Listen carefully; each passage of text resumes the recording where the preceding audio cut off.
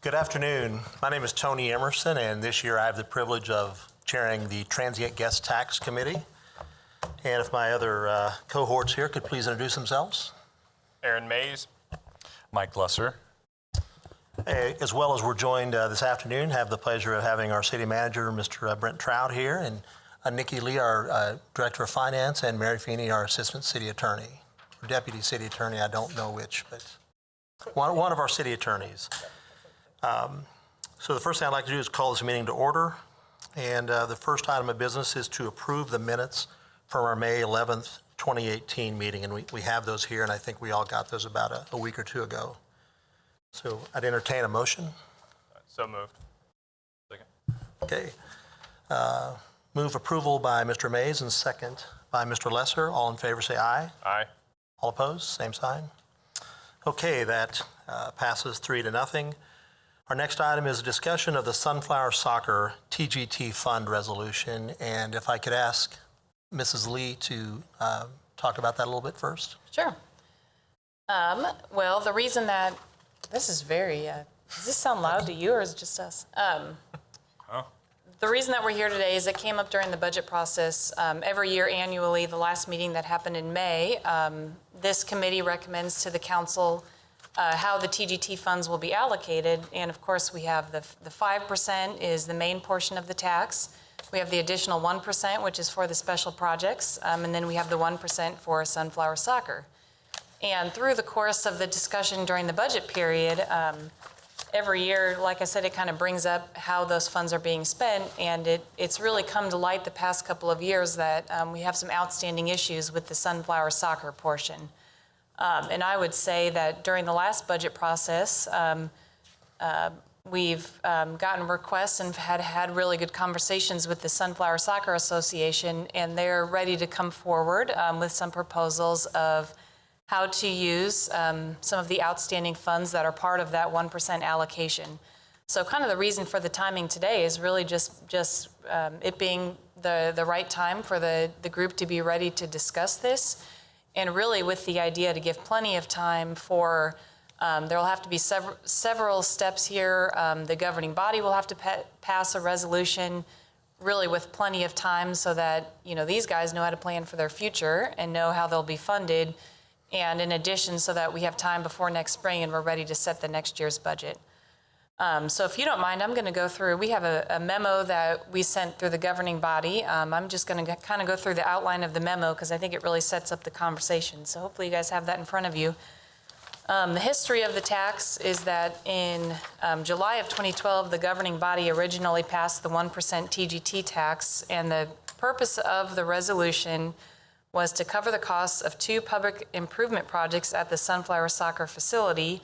One was an extension of sanitary sewer, and the other was a construction of the new building that would house restrooms, concessions, pro shop, offices, and storage, improvement of the internal roads and parking lots, and then landscaping, signage, shade structures, and then 5 additional Sunflower Soccer fields. So really that initial resolution was setting aside these funds in a pretty specific way and with a pretty specific map, which is part of why we're here to talk about this and how that money would be spent. So the actual resolution that was passed had some pretty specific details on how and where that money would be spent. And a lot of the reason that it was as detailed as it was is that the way that we financed it was through a special assessment process, which really required that the land be deeded to the city to be able to do the work and take out the debt on their behalf. So it really, as I said, ended up being a pretty specific and targeted resolution on how that money would be spent. So since that time, since 2012, we have completed, Sunflower Soccer has completed the portion of the project that really they were allowed to do under that original resolution. We have a couple of pretty good news stories. One was that the sanitary sewer we were able to complete and pay down with cash. So instead of taking out debt and assessing through a special assessment over 20 years, we ended up just paying that off. It was a little more than $500,000, and we did that a couple of years ago. So that was a good news story. The other good news story is that this portion of the project that we did use special assessments for, so that was the larger portion that included the fields and the building and everything. That portion, we completed the project. We've been paying down the debt. And the result of that has been that the debt portion every year is about $274,000, and the revenue's been around $370,000. So each year we've had in excess of $100,000 that we've been accumulating in the fund to be used for kind of TBD. That's why we're here today. So on the memo, and a lot of people in the audience have seen this as well, is kind of a projection of the excess funds. So at this point in time, we have a little more than $500,000 at the end of last year. And we're projecting that if we stood still today and didn't change the resolution and just kept accumulating funds in this fund, not only would we be adding about $100,000 a year, and that's of course based on today's projections. If TGT revenues increase, then it's going to be more than this, and if it decreases, it'll be less. So we'd be adding about $100,000 a year through 2027. At that point, the special assessment debt comes off the books, and we'd be adding the entirety of the 1% revenue, which would be about $400,000. Really projecting that by the end of 2032, there would be $3.4 million sitting in this fund for the whatever purposes are to be decided. So really, I guess the decision point that needs to be made is what kind of resolution the governing body would want to pass to be able to spend those excess funds. So right now we're stuck. No one can access this funds under the current resolution. So something really needs to be done. And like I said, not only for these guys' future planning, I think for the community's planning, for the governing body's planning, a resolution needs to be passed to be able to have access to these excess funds and use them for the good of the community.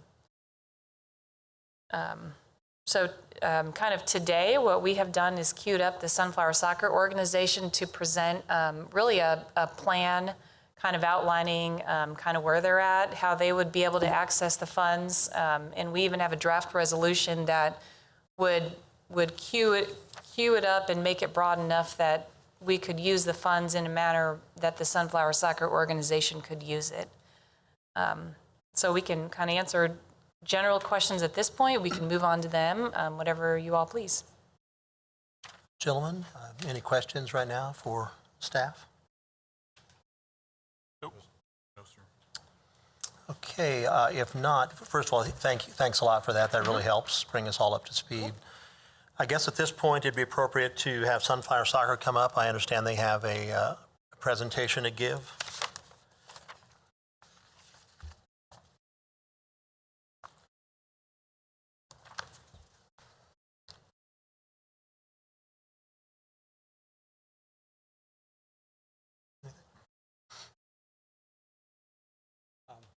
First of all, I'd like to thank you all for having me. I am so far out of my comfort zone here, but I will hide the shaking hands and feet and we'll go forward. There's paper copies of the presentation, and then it's also going to be up on the screen that we have put together. So the first slide is just a quick overview of our numbers. I'm sorry, would you mind introducing yourself and just saying what your affiliation is, please? My name is Andrew Fletcher. I'm the Executive Director at Sunflower Soccer Association. And then Kevin Beck is here. He is our Board President.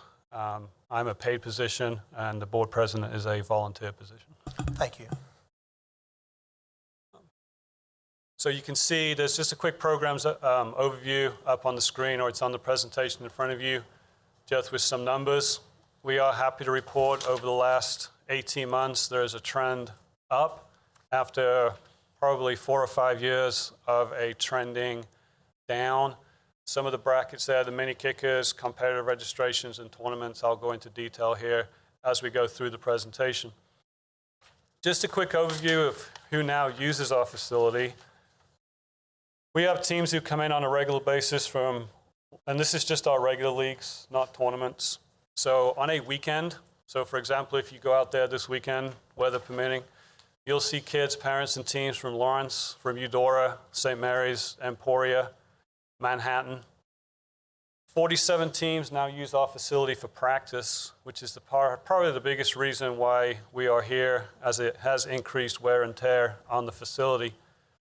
The Hispanic Youth League, after about 18 months after the initial conversation, began playing at our complex in May.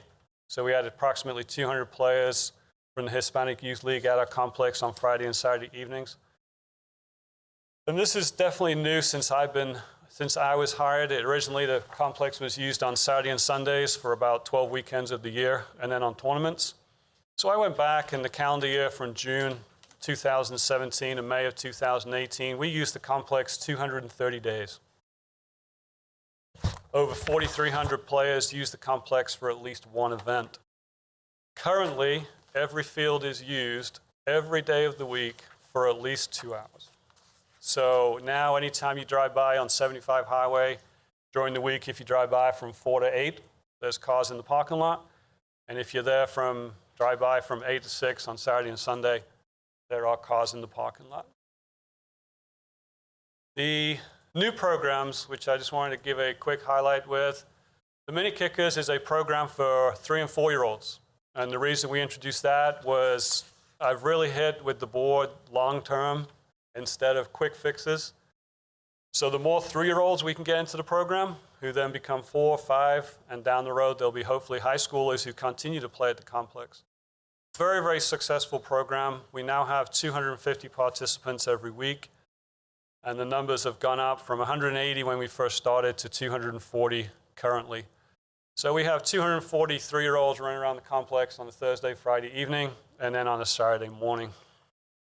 And then Topeka Soccer Club, which we get into the dollars, is where the increase of revenue has come from.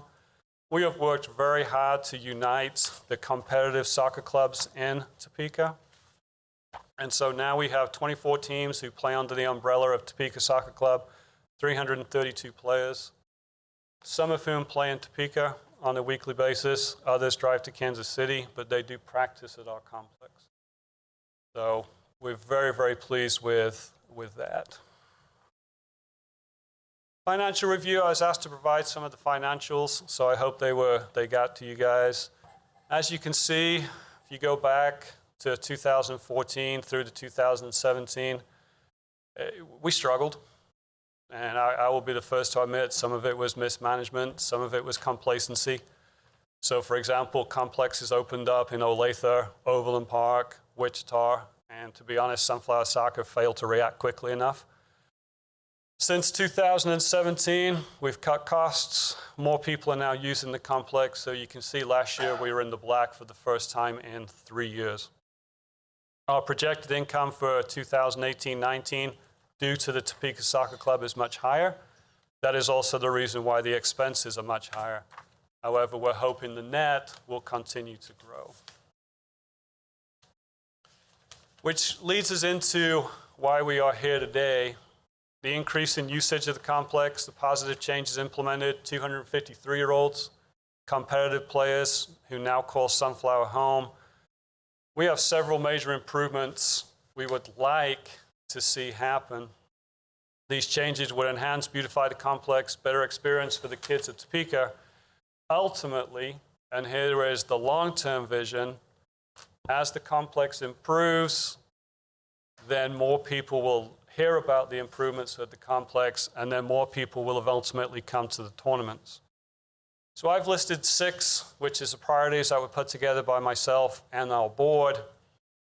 So redo fields, 4 of them, new maintenance facility, driveway fencing, sidewalk system, walking trail, picnic area, fitness area, and then new goals.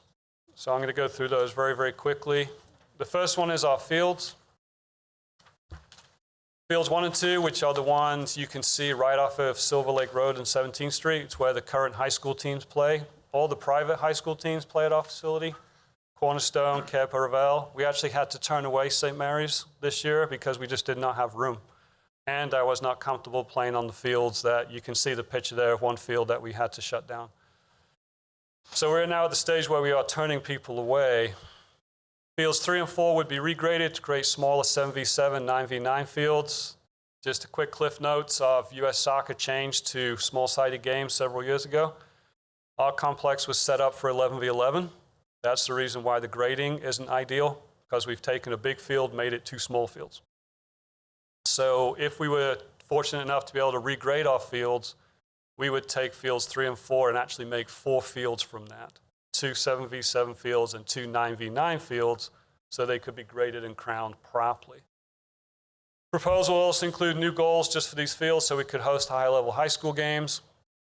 And this would be completed over a 24-month period. We have the ability to shut down 2 fields per year. So that would allow us to do 2 this year and 2 next. And then illustrations. This is our maintenance facility. The picture on the left is what our contractor has to work with on a regular basis. It takes him about 20 minutes in the morning to unpack, and then takes him about 20 minutes at night to pack. So 3 lawnmowers, painting machine, tractor, gator. It's overcrowded. We are not allowed, or not allowed to, we can't store paint, nor can we store seed, because it's open to the elements. The current unoccupied house is an eyesore and a health hazard. It's not used for anything. We've cleaned it out. Parking for fields 10, 11, and 13 is currently a rutted and worn out grassy patch. Right there in the picture on the right-hand side is where parents park for those particular fields. So in our proposal, we talked about this would be numbers, numbers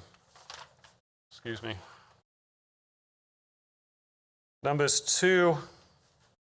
And in the original proposal, we actually just put 2 together, the new maintenance field and the parking in the northwest corner, because you could do all that at the same time. So if you built a 2-garage maintenance facility where the house currently stands, and then the surrounding area could be made into a parking lot, and during the week it could be used by our maintenance guy. The grassy area would remain. Build a safety fence along the entrance and exit of the driveway alongside fields 9 and 1. Currently, soccer balls leave the field to play and go straight into the entrance and exit. So you can imagine, don't chase the ball. You know, we do have speed limit signs posted, and we all know what they do. So, and then finally, on the left is I'm not sure, it was a sidewalk system, but it was half done. So these literally are sidewalks that stop in the middle of our complex. So we could finish those. We could create easier access to fields, so therefore golf carts wouldn't have to drive on the grass. And then also, if we completed it, we would make a circle out of it. And currently, because we practice out of the facility, parents, instead of going home, they actually walk and get in their exercise. I know Kevin does that twice a week when his daughter is out there practicing.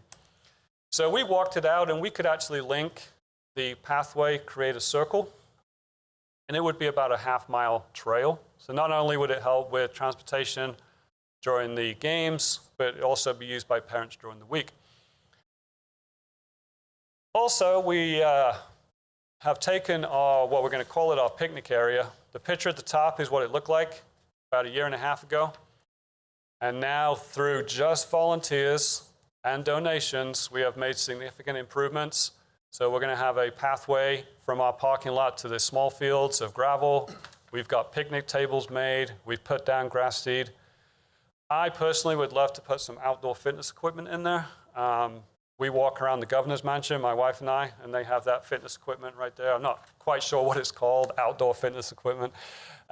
Kids could use it. I'm pretty sure parents who walk there could also use it. A lot of the grants that I've written are to do with health and fitness and such like, so that all ties into that. And again, we have done a lot of work just through volunteers and through donations to beautify that area. So that is the presentation. The idea is everything we would like to do. The original resolution is a boundary where those improvements are not inside that boundary. So that is basically the idea behind it. In order to improve the facility, that is what we would like to do. And Kevin would like to speak real quick. Thank you. Thank you, Andrew. And I just wanted to say thank you for allowing us to come before you this afternoon. I did just want to follow up on a couple of things that Andrew had mentioned. One being, he mentioned Olathe, Kansas City, Wyandotte County, Sedgwick County. If you've been watching the news or have looked for anything related to soccer, you'll see that Sedgwick County, which City of Wichita, now has a 12-field artificial turf complex that is actually for profit. The City of Olathe, it is also a private development, also has just opened another 12-field artificial turf complex right there off of K10. Of course, couple that with the Shields complex that is down at 135th and Schweitzer, which is originally really the originator, and also the Wyandotte County facility that's over there. You look at where those are located and how things are going, you've got major complexes in Kansas City, which large population, okay, understood. You've got Sedgwick County that now has a facility down there that's competing with us for tournaments and events because they have, being privatized and for profit, they have ties to how many tournaments they have to do, they're required to do, and they're going to try to pack the house as much as they can.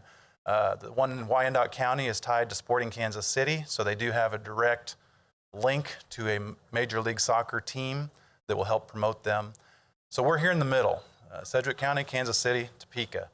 As Andrew said, we're bringing in people from St. Mary's, from Emporia, from Manhattan, several of the smaller communities around here. We also do bring in teams from Kansas City to our tournaments, and teams from, we actually had some from Oklahoma, from Enid, Oklahoma, Edmond, Oklahoma, several that come up and give us a try. They brought 5 teams, and I talked to one of the coaches. He enjoyed his trip.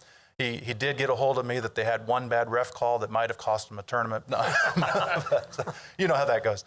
Anyway, my point is the communities, the larger communities to our east and west are doing some massive improvements to their complexes and new complexes and adding to the system. Grandview, Missouri, another one, if you keep going east, is looking to build, I think, 15 fields.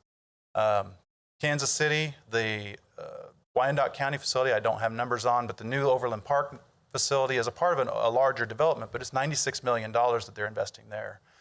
The Sedgwick County facility is $22 million that they've invested there. A lot of that was through bonds. Now it's gone to privatization to try and repay those bonds. We at Sunflower Soccer, we're not asking for $22 million. We're not asking for $96 million. We're not asking for, I believe Shields was $40 million when it originated. We just would like to be able to use the remaining balance that you guys have graciously given to us to help make us competitive. You saw the pictures of the sidewalks. You look at all the complexes they've opened up. They have ADA accessibility to their fields. They have sidewalks that get the people to the fields without walking through grass. We don't. Our sidewalks stop, as he showed, and most of them are asphalt, so they are in bad repair. They've been there for a long time. They have weeds growing through them and cracking. We would love to be able to provide that same amenity to our complex that they have at the others. We would love to be able to recrown the fields to make them back to the glorious years of the past, because as those fields have, over the years with kids and things taking place on them, the crown loses and it does get some divots and bad pitch into it. As you water the fields, then the water really doesn't disperse evenly, and so then we run into some dead grass, brown spots, some other things. I think I may have mentioned, or you may have heard, recently we got to spend $20,000 roughly total to replace our pump because we have well water. And in the midst of the worst July for quite some time, our pump died, so we couldn't water our fields. We did spend the money to get that fixed, so that did take a huge dent out of our operating budget, but we needed that to happen because our fields are our biggest asset. We appreciate the investment. I think it was roughly $3-some-odd million in our building, in our parking lot. That went a long ways. We got 2 new fields that I know we've had some issues with the topsoil qualities, but we have got that to a point now. Those fields are open and operational again, but the work's not done. You saw the pictures of the maintenance field. We can't maintain a top-notch facility if we can't provide adequate maintenance facilities for those guys to house their equipment, to house the seed, to house the paint that we no longer can store. The walls are full of holes. I know that the house is going to have some asbestos items that we have to remediate to get that torn down. We'd like to use that space, like Andrew said, to not only put in a new parking lot, which would fit now, but we need that new maintenance facility, a larger building storage shed that they can adequately house and maintain their equipment in, and then help us to keep our fields in tip-top shape. So I did just want to reiterate that we certainly do appreciate where we've been. We know where we can go. Andrew kind of highlighted there's been a couple of years that process, but we have the staff in place. We have a board that's constantly getting more progressive. We're in a place where we can take off. And so we have, and I have actually tasked our board over the past couple months to start generating ideas for alternate events to be held at Sunflower Soccer. We have a really nice asset, which is a large piece of land, 60 some odd acres. We have a parking lot, we have a restroom, and we have grass. So what else can we do with it to help offset some of the things in the soccer world? So we are trying to be proactive and start the process of moving forward. We're at a place now with staffing in place that we can do that. So we're just trying to move forward. And with the resolution, we feel that we can get those assets to the places that we need them on our complex to make it a top-notch facility to compete with those that are going to artificial turf. We're going to maintain natural turf. That's what we want. We would love to have 2 artificial fields, because then you can practice year-round, or inclement weather, you can still have practices on them. Adds another wrinkle to it, but that's a long-term deal. So what we're asking for now is just to complete the complex as a whole. So with that, we would stand for any questions or comments that you may have. Gentlemen, any questions for Mr. Beck or Mr. Fletcher? I've got a question, not necessarily for you guys. It may be more appropriate for Mary. Some of these things, it almost seems like they could be included under the current. You know, it says improvement of internal roads and parking lots. Seems like the new parking lot would be considered that by the storage facility. It says shade structures. Could that, I mean, it seems like that could be interpreted to be the picnic area. Is it, I mean, is it a reason why? Is it more specific than what's listed here? The projects that they want to do are all on their property outside of the city boundaries, and the monies that were appropriated were just for city projects. So everything they want to do doesn't fall within the parameters of the original resolution, which is limited to only the sewer and the restroom facility, but it's on city property. So that's the problem. Okay. We've done what we can to use the funds for the original resolution for fencing and certain other things. Certainly help if you'd like. Yeah. Back when the resolution was first started, I think it was commented on, and I should have brought a map and I did not, but there's a portion of the property that had to be deeded over to the city in order to use the funds properly for those facility improvements. Right now, that property basically takes our entrance straight down, basically the border of the entrance, goes out around our parking lot, around the building, and then there's a small portion back and back where those 2 new fields are, but that's it. We can't touch our other fields. We can't touch the maintenance building right now, the house. We can't go anywhere beyond that center section, which is basically there and done. Okay. In looking at the CASA projects, I guess one quick question where I kind of want to start is, it looks like last year we had a revenue of $23,000. We're estimated $26,000 this year.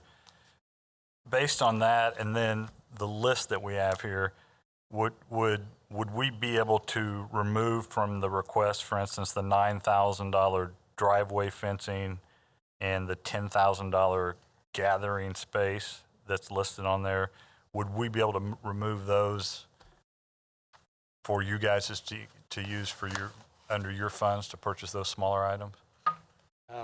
Yeah, we could. I just make a couple of points. We've just spent just over $20,000 already on the new pump, new sprinkler heads. So some of that money has already been invested in something that we needed that wasn't on the proposal here. The picnic area, you bring up a really good point.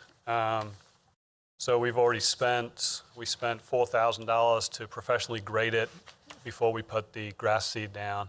And then we spent $1,000 on topsoil before we put the grass seed down. So of that $26,000 projected net, we spent $25,500 already on things that we needed. So we are already. This number's not accurate then. Which one? You said you just spent $25,000 on that, so the net is actually $1,000? Well, that is projected. This is projected for this year, but we've already spent some of that money, so. So that's what I'm asking again. So this number's not accurate then? Well, we'd like it to be, if I can keep the numbers going up. Maybe I haven't answered your question properly. It's just some of the money we're anticipating we're going to make this year, we have already spent on facility improvements. Mike, I might be able to add to that. Okay. We did have a little bit of a surplus in some accounts that's been there for a rainy day. It's been heavily depleted throughout the last 6 years, and we're finally not taking away from it now. But we'd had to take a hard look at our budget when we had to do these improvements. But I think what you're seeing is he's looking at from the end of last year, we had a profit of $23,000 or surplus of $23,000, not profit because we're not for profit, sorry, a surplus income of $23,000. We're looking at $26,000 this year, but that $25,000, some of that was already earmarked. I believe that we had some funds that came in from some patrons over the years that was set for the playground area. So those funds were there, but they were used at that respect. So are the expense numbers correct? I would assume yes. Okay, so the expense numbers are including the 25,000 or 20,000 that you said you're having to incur for the pump. The expense that you see there does not include the $15,000 that we spent on the pump and the sprinkler head. This was put together before we spent that. So this is a pretty easy question. Are these numbers correct or are they not correct? They are correct. So I think what Mike's asking is within the projections, because this pump. If you just told me 15,000 is not included in the expenses, then that means expenses need to go up by 15,000, correct? The pump expense came Right. at this year. We do July 1st, June 1st, Okay. or July 1st to June 1st. So Okay. that expense came this year, so it's within the projections. Okay. Correct. Thank you.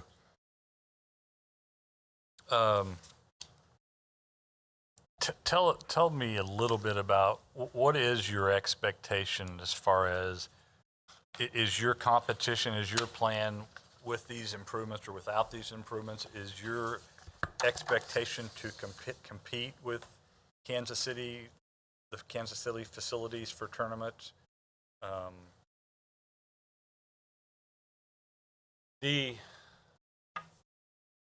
I asked that because I did a little bit of research, and I found this really interesting. In the last 10 years since we've done this, Kansas City has spent $500 million in youth sport complexes. And I think it's one of the programs you're talking about. Currently, they're building another $50,000 complex. So my question there is, what is your expectation? Or are we saying we're going to try to take these guys on head on to attract tournaments? Or are we saying that we're going to try to stay more local? Fill me in on what your business My plan expectation as a soccer person is to provide a complex that can be used every day, where parents come and go, man, this is a fun place, clean, where kids can play without fear maybe of getting hurt, ruts and divots. So ultimately, the goal for me would be, can we provide that for the children of Topeka on a daily basis, so that the people who practice there are Topeka kids? Then on a weekend, can we attract teams from the smaller local areas? So that would be St. Mary's, Emporia, Manhattan, and such like. So that's my vision of this. I'm hoping a long-term consequence of that would be that we would see an increase in teams visiting our complex. So the soccer world is fairly small. Everybody talks to everybody else. So for example, we sent 12 teams out to Manhattan just a few weeks ago. I was there myself for the weekend. And they're sending 12 teams to our tournament here in a couple of weeks. Who was that? I'm sorry. Manhattan teams. So the goal would be for those Manhattan parents to come to our complex and say, hey, Andrew, look at this. This is cool. This is nice. I like this. Then those Manhattan teams go home and talk to teams from A, B, and it's a long-term vision. The board asks me all the time about tournaments, which is where the heads on beds comes in. I just put some numbers together. It's actually, I have a board meeting on Monday, but I'll give them to you. We'll have our Harvest Cup next week, which is our fall tournament, smaller than our spring tournament. We'll have approximately 90 teams. So Manhattan had a similar tournament, had 45 teams. Salina has a tournament this weekend. They have 24 teams. Hutchinson had a tournament 2 weekends ago. They had 56 teams.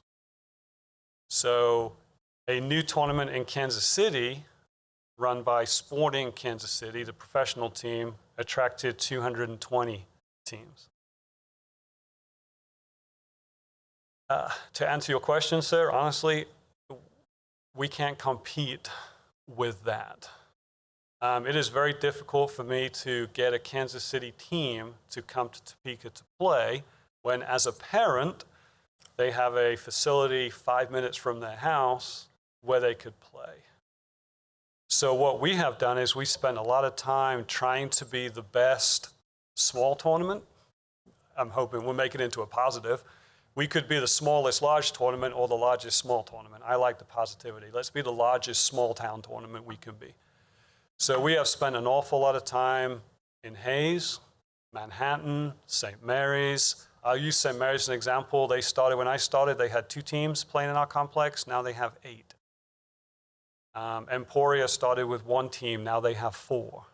Like I said, we're turning away private high schools. So I think, my personal opinion, if we continue to concentrate on those smaller organizations, then our numbers will go up.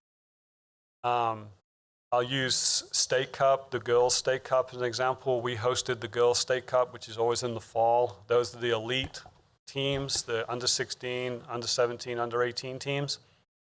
They didn't want to come back because of the condition of our fields and our goals. So now they're going to the new complex in Olathe. So to me, it would be, let's make the complex a really good place for Topeka kids to play, for Topeka Soccer Club, for our recreational leagues, for our mini kickers. Let me continue to work with the smaller communities. And then, and this isn't going to be tomorrow, it's not going to be the next tournament. Hey, Andrew, you have these recrown fields. How come your tournament numbers aren't higher? It could be 2, 3, 4, 5 years down the road. But that is the ultimate goal. So what I'm hearing a little bit from you is you're wanting to stay within, you see your sweet spot on your business plan as being within 60 miles. For the day-to-day. For the normal operating. For the day-to-day, You said St. Mary's, Manhattan, Emporia, those locations, which I think is great.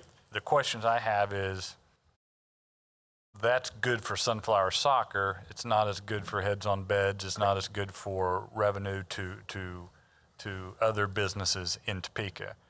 So along those lines, my next question is, and I don't know the answer to this, so I'm asking, do you guys have a foundation set up? Do you have any type of process where you're seeking donations to build up reserves, to do those type of things? Do you have any of those in place? Do you have those processes? And if so, what is the status of those reserves and what have you? Sure.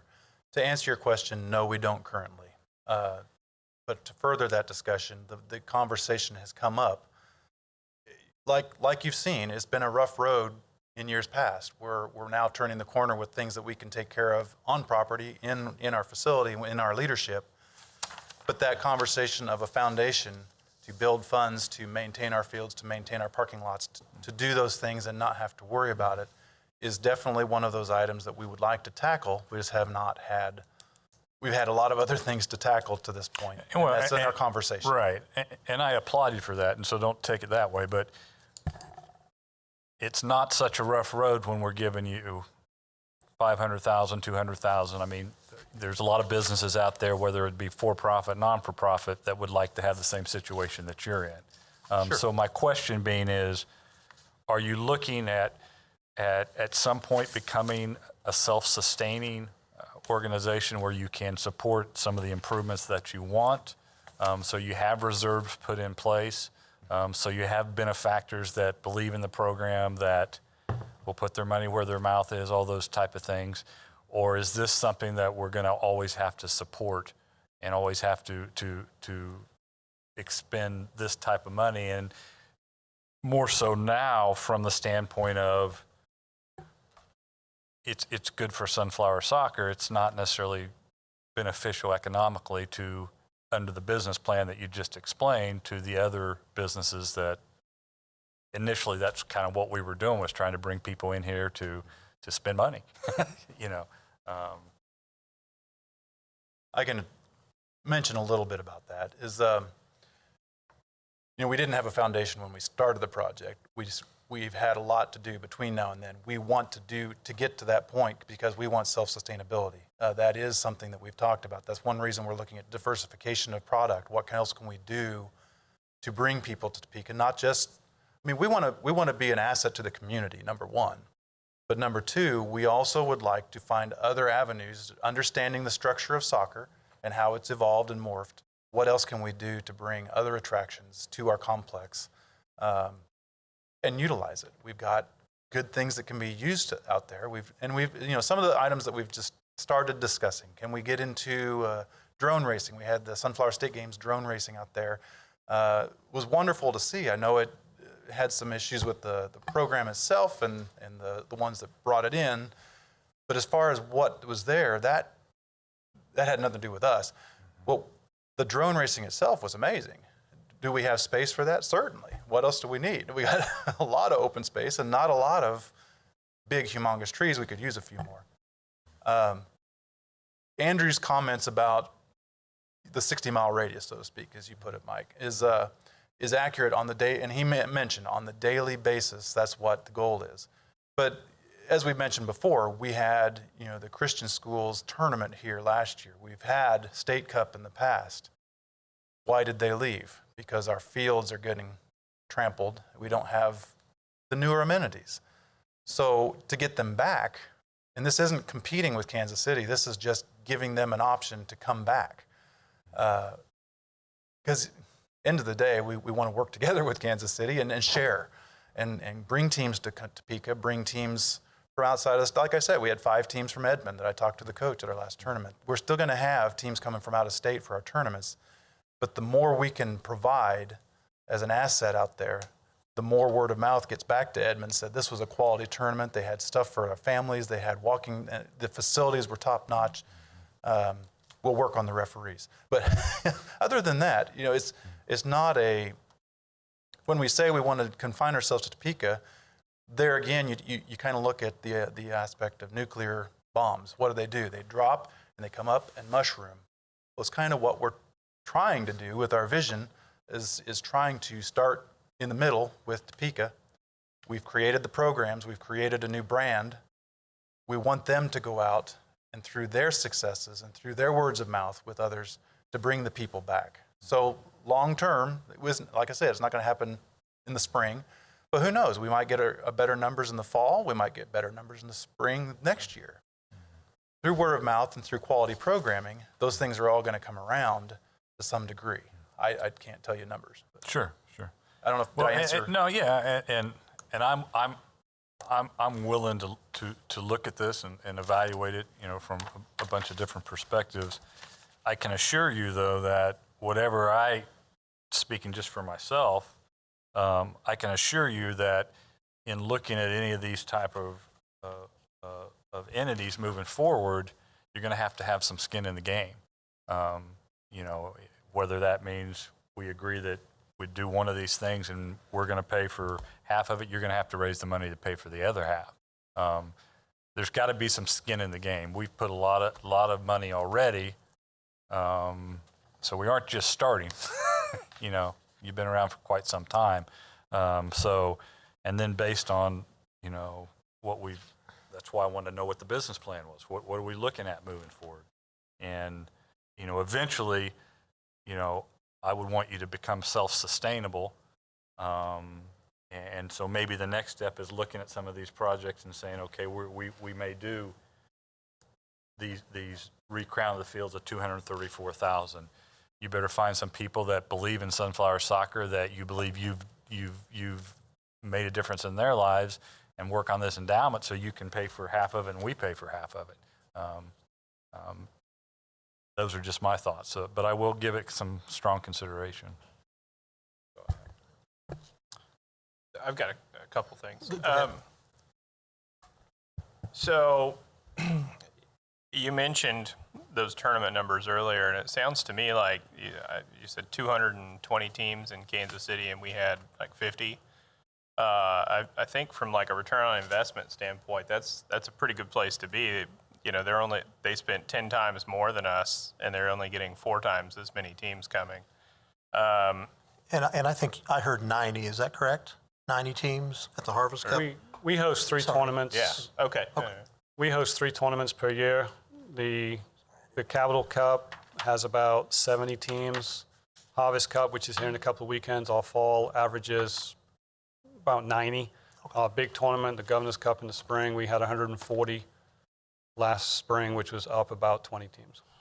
So I mean, I think that's a good thing. I mean, it sounds like that's pretty successful. And also, it sounds like all these new complexes that we're competing against have artificial turf. And I feel like perhaps the natural turf is our niche, and that's, you know, where we attract people is the opportunity to play on that.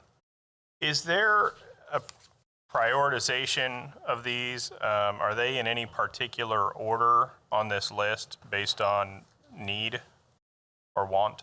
Yes, sir. The slide where it has the 1 through 6, that is in order of priority. Oh. Okay.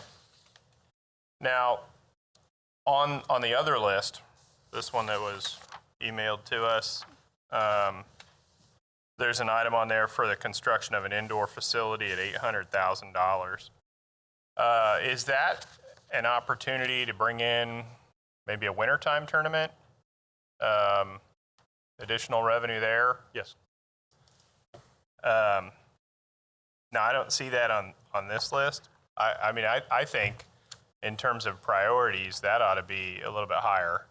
I mean, if that's an opportunity to grow the complex and have something that some of these other communities don't have, perhaps you get that number from 200 and some odd days a year up to 365. Correct. That's it. Thank you, gentlemen. I appreciate your questions. I did have a few I'd like to ask you.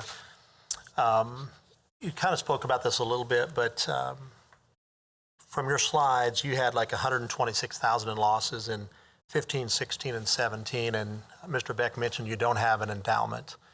How did you cover those? Was that why you didn't do the maintenance? I can answer that.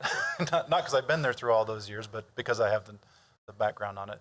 What I'd mentioned earlier with an excess account had excess funds in it that helped over those years. It was fairly significant back in the day. And through those years, as they needed to offset losses, that account's dwindled down to, I think we still have roughly 20 some odd. Do we?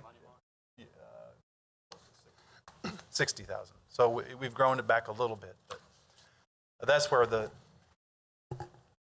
we made it up. So you do have a reserve account. I'd asked you that earlier, and you said you did not. Well, I mentioned a foundation. I had mentioned earlier that we do. No, I asked if you had any reserves as well. Okay, When we were talking apologize. about the 20-some. So there is another account that you said. That's what I mentioned we were looking at using for the pump, was that excess money that we have in an extra account. I'd mentioned that earlier in the presentation. Then we talked about the account is accounted for within our budget or within our profits and loss expenses. It's all within our numbers. So all the accounts are within the expenses and the income? Yes, there's nothing outside of what you see. So you're Mike, listed- a little confusion on it is the red number years, there was no budgeting, there was no accounting, there was no anything that we could really write down to say this is accurate.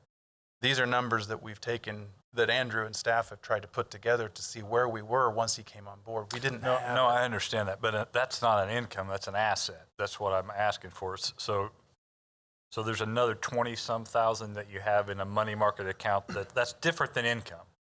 Yes, sir. We have a money market account that is not in that income. That income is just money from registrations, field rentals. And perhaps it would help. I think when we asked for financials, what we really got were P&Ls, but what we really need probably is a balance sheet, and then we would see, the balance of your funds and your assets and stuff. So that'd probably help me a lot. I don't know if probably these gentlemen. Mike, I'm help. sorry, I'm not a good accountant. So. No, I understand.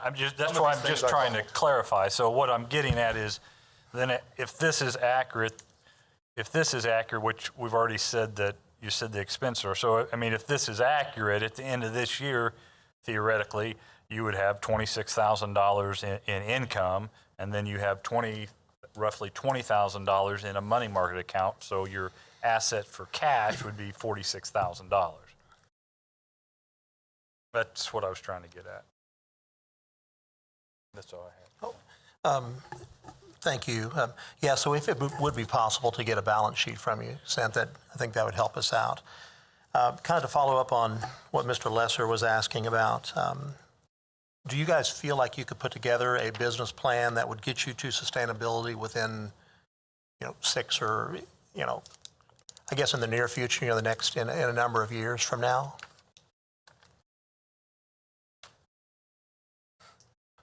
I'll answer that.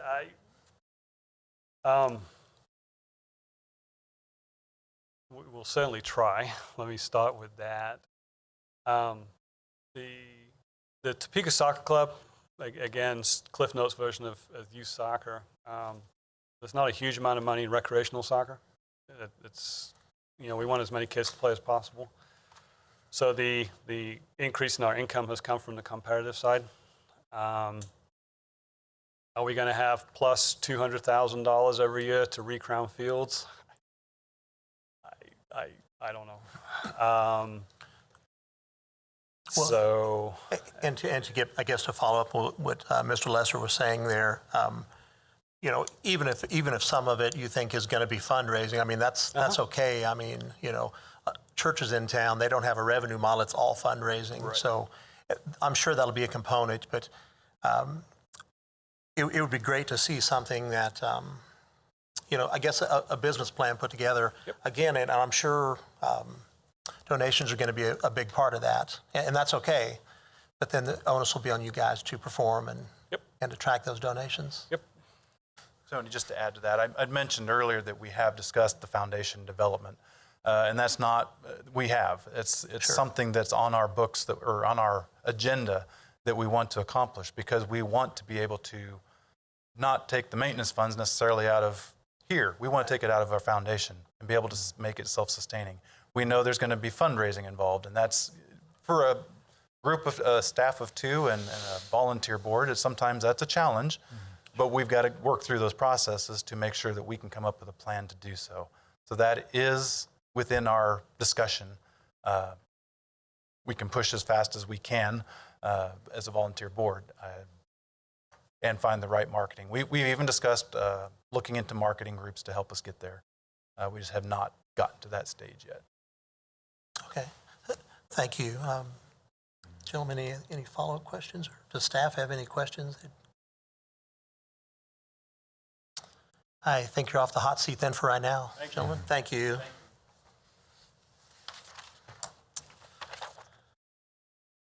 Now, I understand there's perhaps some other people who'd like to address us at this time. So if you could just one at a time come up, introduce yourselves, and if you're representing an organization. Take a couple-minute break so I can use the restroom. I'm sorry, I've had a request for a couple-minute break. So tell you what, 3 minutes, Mr. Lesser.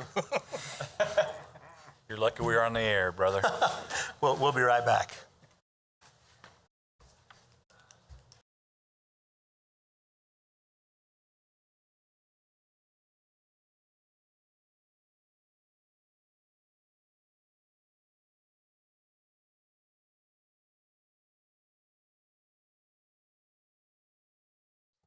We're back in session, and If you could please introduce yourself, sir, and if you're representing a group, you can just let us know. Kurt Young, and I'm the executive director of the Topeka Lodging Association. Have been associated with the lodging industry since about 2004.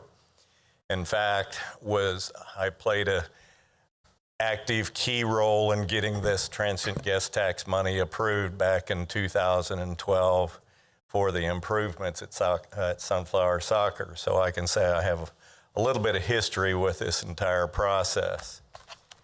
The one thing that I hope I don't ramble up here, but I want to make a couple of points. Number one, where does this money come from? It comes from heads in the bed at the hotels. And I think everybody understands that. And the couple times that we've talked about this, had an opportunity to talk about this excess money sitting out there that we're talking about at our TLA meetings, it's been a hard sell, and I have not been successful in garnering any support from our industry members to utilize this money for further enhancements at the Sunflower Soccer Complex. Now, that's not to take anything away from the operation, but you have to understand that we look at the use of this money as an investment, okay? And it's more than just an investment in building a facility. We had great expectations, and through no fault of anybody associated with Sunflower Soccer or the Topeka community or our industry, we've been pretty well surpassed by surrounding larger cities, Wichita, Kansas City, that have just gone crazy with spending money on soccer complexes. So the one thing I would emphasize is, as you consider this, look at that as an investment. And would you invest in that at the rate of return that we've been kind of presented here this afternoon? The thing that was missing in my mind and from our membership's mind with respect to what was presented this afternoon is a lot of no discussion, very little discussion about getting into that market to where we actually can create some heads on the beds. Councilman Lesser addressed it there a little bit, but I think that's the component that's missing. We're talking, if I got my numbers right from what was presented here today, all I heard was St. Mary's, local area teams that drive to Topeka in the morning, go home in the afternoon or evening, and don't spend a night in a hotel, and they're spending very little capital, any of their discretionary money in Topeka while they're here. So I would ask that you try to put some meat on the bones of that discussion in terms of what can be done to get a broader market. I can tell you, until I can go back to the membership of our organization and convince them that there is a sufficient return on the investment, that the lodging industry will continue to be opposed to this. If the numbers I heard was about 100 tournament type event, 100 teams associated with about 3 different tournaments, okay? If that represents 1,000 people that stay in hotels at an average rate of $89 a night, that's going to generate about $6,200 in transient guest tax at the end of the day, at the end of the year. That's not enough to continue looking at using transient guest tax dollars for this type of an investment. I know it's neat. I mean, the soccer fields are an asset. The question in my mind is the use of transient guest tax dollars the proper place to go for funding the needed benefits and enhancements that are needed at the soccer complex. Just did not hear a lot, in my mind, enough emphasis on getting tournament teams from outside the area that are going to create not only room nights and heads on the bed in our hotels, but also, buying meals here, buying gasoline, just spending money, that discretionary money in the Topeka area. So that's really, I think, all I have to say, and I'll be glad to answer any questions that you may have. Couple things. Thank you for coming. I look at this a little bit, twofold, and I applaud to a certain extent Sunflower Soccer for understanding who they are. It's no different than I have to do in my business that you have to do in yours. I have to understand who my customer is, what it is that I do well, and then what things that I just can't provide. Right. And I think they've recognized that. I would have probably been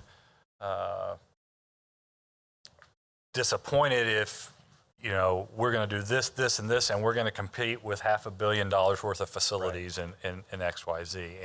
And that I would have concerns about sanity on something like that. But so knowing who they are, and that's okay that we're providing an asset to Topeka, to the outlying emporias. You make a good point though, and that's why I asked about the heads on beds and the other tournaments. The transient guest tax was decided to use these funds for exactly the purpose of what it is, and it's because of the way that it was set up. It's not your money anymore. But it's not Sunflower's money either. It's our constituents. Right. And that's kind of why I wanted to go where I was going, where I was looking at the numbers that we've spent on that, because it is, as you said, it truly an asset to our community. But I have the same opinions and the same thoughts that I had that when we, as a council, evaluated TPAC. It's an asset. It brings people in, et cetera, et cetera. It puts heads on beds. But I also told them that they need to pick their game up, because at some point in time you have to be more sustainable with your own resources. And that's why I said, I'm gonna evaluate this as it is, but under that business plan, I think we need to give them the tools that they can help to continue their facility within reason, but there also has to be it has to be skin in the game. It has to be where there's a business plan, there's a foundation, there's fundraising, there's those type of things that, we've, the amount of money since 2013 that we've invested in that facility, I'm sure Mr. Smitline out at Sports Zone would love to have had that invested in his facility, as well as a private, for his programs as well. So there has to be, in my opinion, a plan. That's all I had for you on that. Yeah, on that topic. I would agree. I think there's more information that's needed in order to make an informed and educated decision about what's right.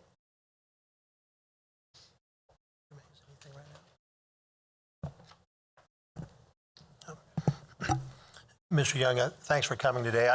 If I could just ask you a question real quick. I was struck a little bit by what you said about the various hoteliers, I guess, in town, if that's the correct word. Hoteliers. I think that's the correct word, but innkeepers, yes. Because you guys have been very supportive of the downtown plaza, for instance. But do they think that the downtown plaza is going to do they think that's going to generate a lot of overnight visits? Yes. Okay. Most certainly. And we thought in 2011 and 2012, when we were campaigning in a very supportive manner of this for Sunflower Soccer, that it was going to be, very productive in terms of heads on the beds. But none of us had a crystal ball to be able to see what other cities were going to do and basically have done. But yes, in answer to your question, absolutely. Our industry is 100% convinced that the construction of the plaza is going to be a huge asset to our industry. And not to put you on the spot here, but I'm just thinking ahead then, and I hope that absolutely happens as you're saying. But if we make that investment, the city's going to make a sizable investment there, and the hoteliers have basically agreed to have another 1% to fund the programming. But in 5 years, if we get that and that doesn't work out, would they want to pull their support for that as well? That's a 10-year commitment that we've made. It's 10 years then? $1 a room, not 1%, but it's $1 a room. And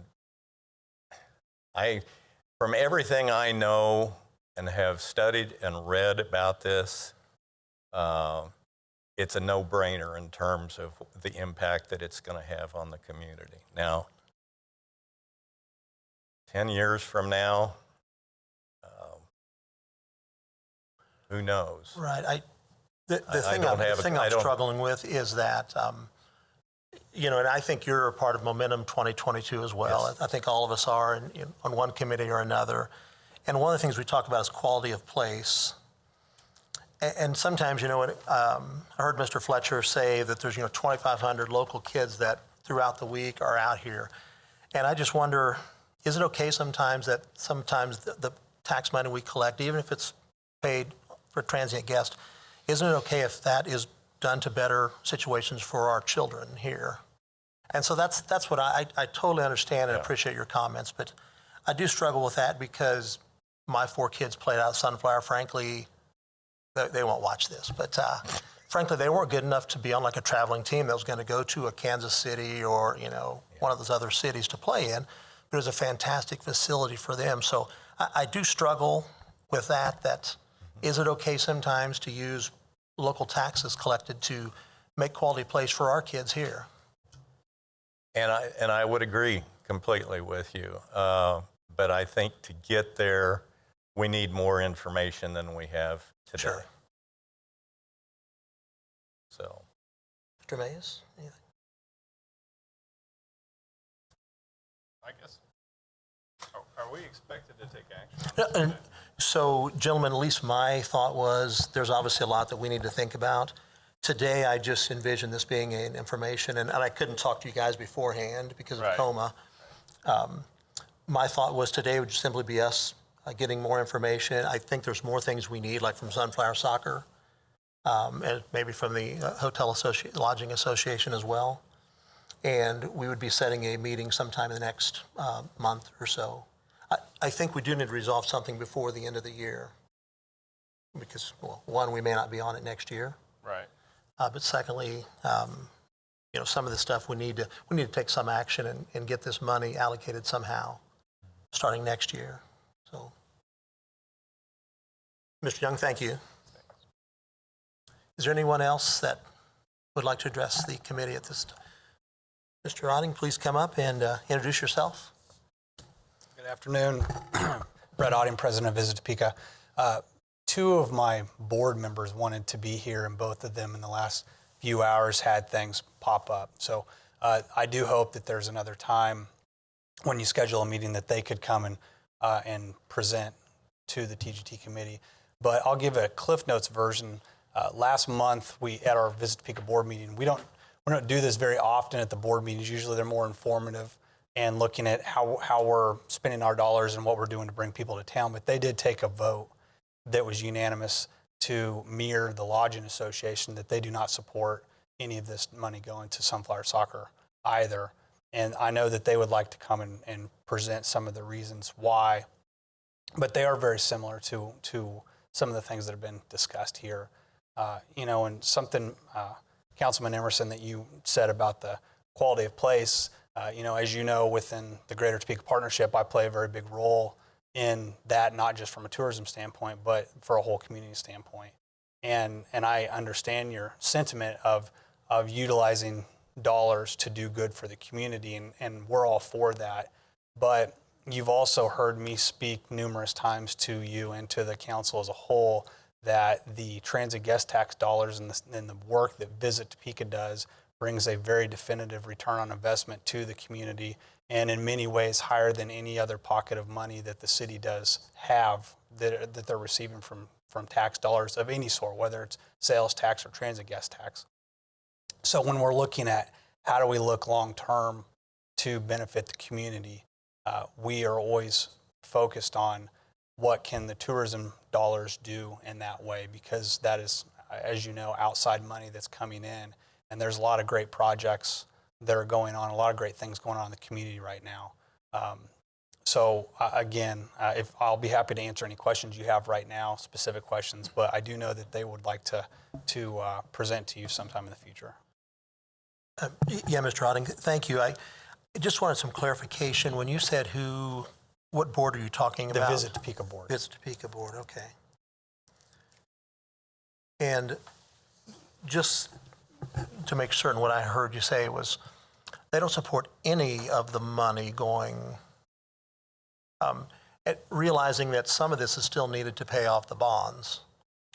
They support finalizing what Sunflower Soccer needs to finish paying for, but any extra money for any new plans, they do not support any of that money going to Sunflower Soccer.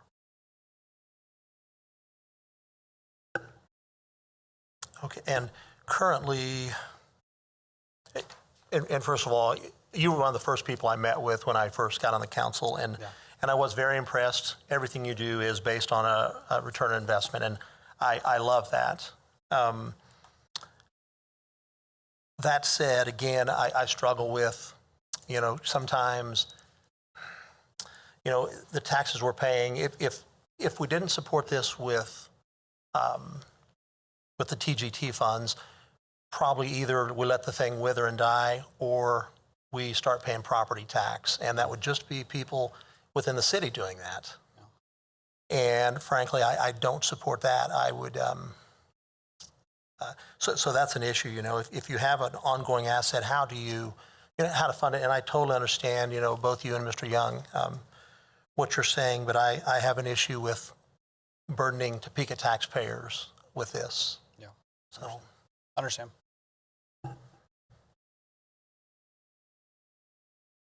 Gentlemen, questions for Ronnie?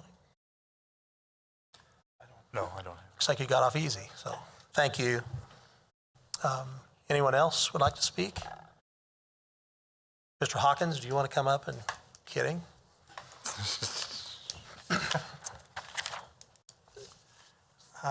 So gentlemen, as I said earlier, my preference would be that we give Sunflower maybe a week or two to get us balance sheet and maybe some more information.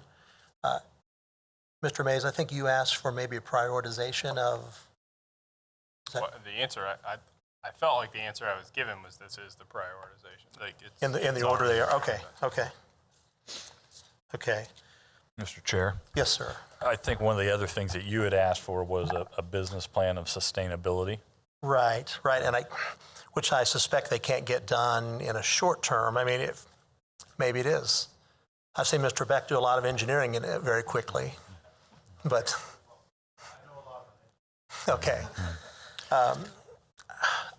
Yeah, it would be. I mean, it would help us all, I think, feel better about a continued investment if we knew it was sustainable.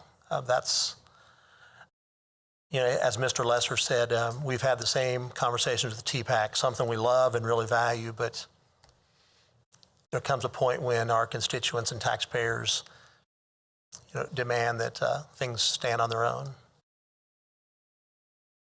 Anything else, gentlemen, on that? I'd just add, to get that done, the Washburn Small Business Development Center probably would help you out. And and give you some ways to find additional revenue.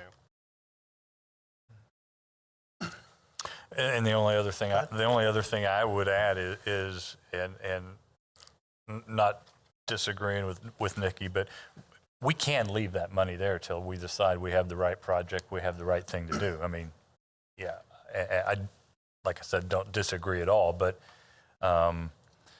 we don't want it to be like some other government entities. We got to spend that by the end of the year, otherwise we're going to lose it. You know, so it can stay right there till we have either the thought that we feel what we want to approve for them is makes sense. It can stay there until there's some other project that we feel it warrants some of those funds, and we can move it to there. But we don't have to. You know, it's not hurting anything sitting there right now. Right, absolutely. And just to be clear, the money is gaining interest right now, correct? It's not like it's just sitting. Fantastic. Mr. Emerson? Yes. The only thing I would add to that, though, is I think that our purpose as we looked at this is based on the request that came from Sunflower. If that is something that's going to be considered, we want that answer. If you're going to move forward with granting some of their requests, we want to know that by the first of the year so that as we prepare the budget that we know that it needs to be included. That's really a decision one way or another is what we're looking for. If you're going to leave it, great, that's fine, we'll plan accordingly. If you're planning to expend it and authorize them to use it, then we need to get the procedures done in order to, and that's why we're bringing forward as far as the timing here is to make sure that that we have an answer direction from you one way or another as we go forward with preparing the budgets. And I understand that as well, but I'm not going to make a decision basically to make sure that we can have those numbers by the end of the year if I don't have all the information. Of course, that I need. Understood. Understood. So gentlemen, would you, and we can obviously look at all of our calendars, but would you gentlemen be amenable to a meeting, provided we get the information we need, a meeting perhaps sometime in early November? I can do whatever you need me to do there, Okay. Chairman. You're all of a sudden very... You already canceled on me twice on Yes, other things. yes. So So with that, are there any other items anyone would like to bring up to the committee? the only thing I would like to say is thank you, Mary, we asked for a lot of different reports to get ready for this, and thank you for accommodating and sending I know you're kind of the middleman on that, so thank you very much for your timeliness on getting that stuff to us. Absolutely, and I need to apologize earlier. I did not introduce Liz Toyne, our office manager for the city council. It's kind of the glue that holds everything together on the council, so neglected to introduce her. So, seeing no further business before us, I hereby adjourn this meeting.